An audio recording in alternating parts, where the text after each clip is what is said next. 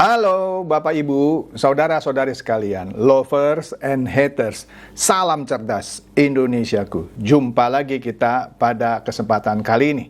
Bagi Anda yang belum subscribe channel saya, silakan subscribe channel saya, tekan loncengnya agar Anda dapat notifikasi setiap kali saya mengupload video-video saya. Oke, pada kesempatan kali ini saya akan membahas seorang tokoh yang sekarang ini sedang viral gitu deh ya, dan menjadi sorotan publik, apalagi ketika partainya sekarang sedang terlibat sebuah kasus ya, yaitu kasus korupsi BTS Kominfo. Nah, tokoh ini namanya Pak Surya Paloh. Dia adalah Ketua Umum Partai Nasdem. Belakangan ini gara-gara Pak Johnny G. Plate, yaitu yang sekjennya Partai Demokrat ini menjadi tersangka dalam kasus BTS Kominfo, maka janjinya Surya Paloh ini ditagih gitu oleh netizen. Nah, waktu itu janjinya apa? Dia bilang kalau ada kader partai saya yang korupsi, Partai Nasdem kami bubarkan. Kira-kira seperti itu, ya. Tapi ternyata ada lagi janji yang lain. Jadi bukan hanya satu janji. Saya mencatat ada 2 janji. Nah, janji yang pertama mungkin banyak orang yang sudah lupa. Oke deh, kita bahas ya janji-janjinya ya. Oke, kita lihat inilah namanya jejak digital. Kadang-kadang jejak digital itu kejam. Ya, kalau dulu sebelum ada internet seperti ini, kita kalau mau cari apa ya si toko ini pernah ngomong, saya harus cari clipping koran gitu ya. Kalau korannya nggak pernah saya clipping gitu ya, wah mencarinya susah filenya gitu. Tetapi beruntunglah sekarang di zaman internet ini jejak digital itu dengan mudahnya dicari. Makanya hati-hati dengan jejak digital ini ya, kejam loh jejak digital. Oke, kita lihat ini berita dari Antara, Kantor Berita Indonesia ya. Ini berita sekitar 12 tahun yang lalu. Tepatnya ini berita 27 Januari 2011. Nah, di sini kita lihat ya berita dari websitenya Antara. Nah, di sini ada gambar Pak Surya Paloh dengan Sri Sultan Hamengkubuwono.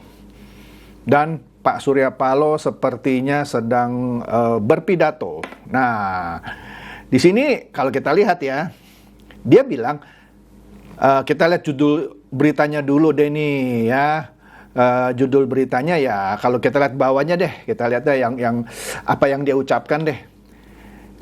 Dia berkata bahwa saya tegaskan Nasional Demokrat atau Nasdem akan tetap menjadi organisasi nirlaba dan tidak akan berubah menjadi partai politik. Ya, itu janji Pak Surya Paloh. Oke?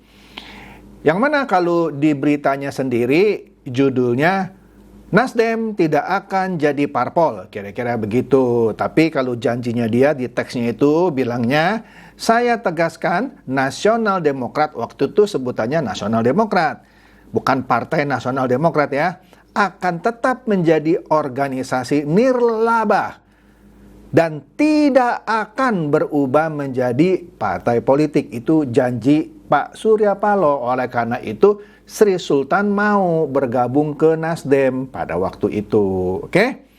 Nah, kemudian janji ini juga dicatat di kompas.com. Ya sama lah di 28 Januari, beda 1 hari ya sama tadi ya, tahun 2011 juga.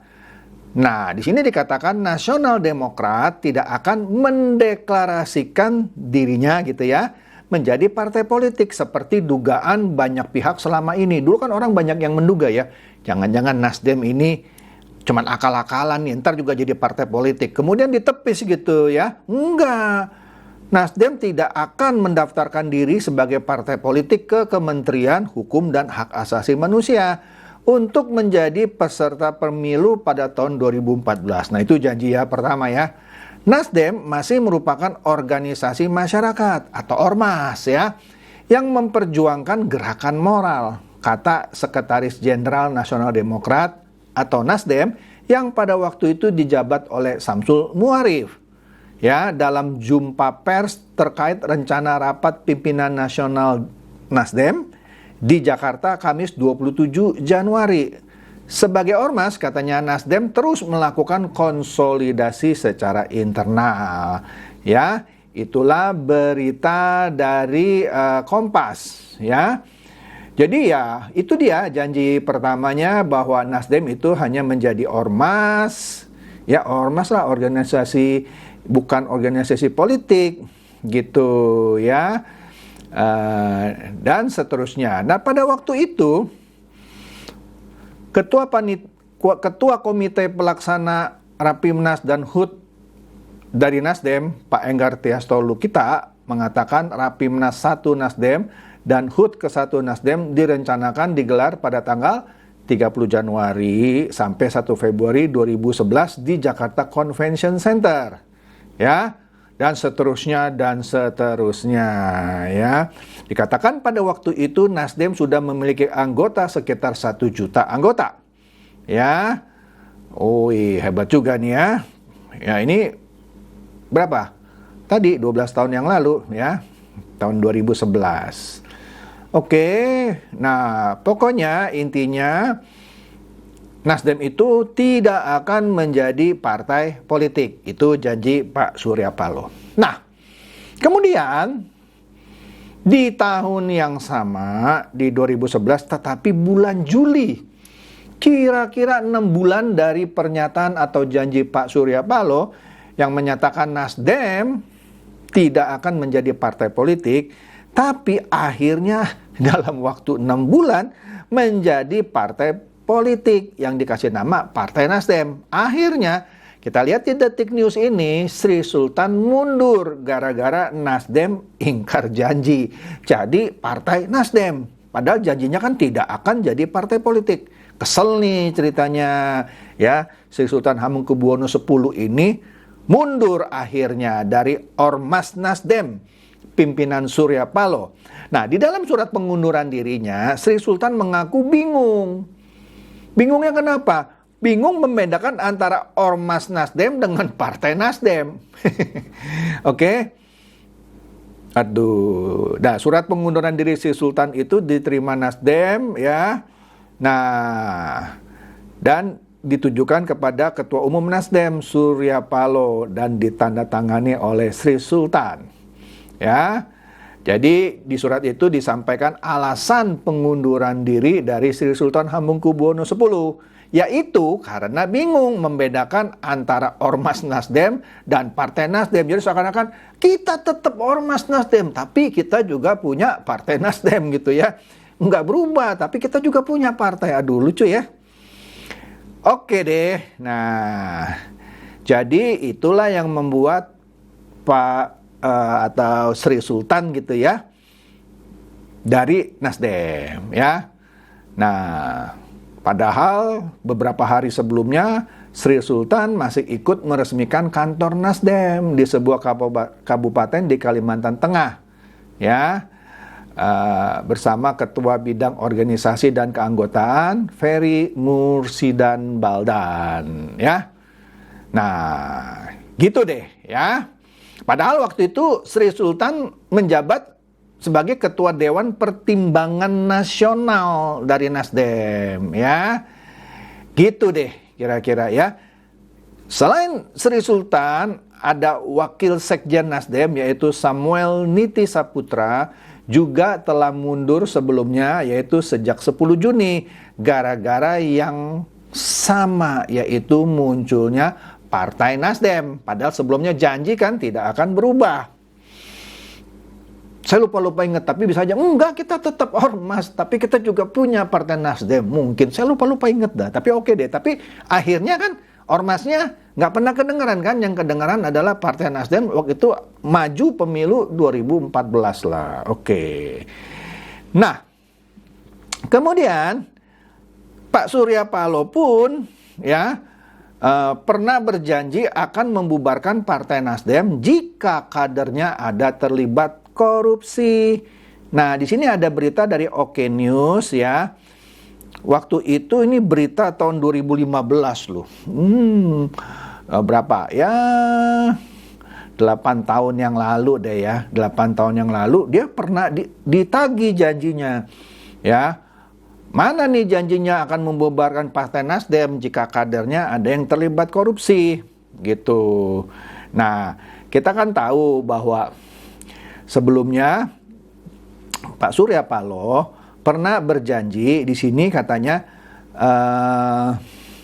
pada tanggal 3 Juni 2015. Catat ya, 3 Juni 2015, Ketua Umum Partai Nasdem Surya Paloh menyatakan akan mengevaluasi partainya jika ada kadernya tersangkut kasus korupsi.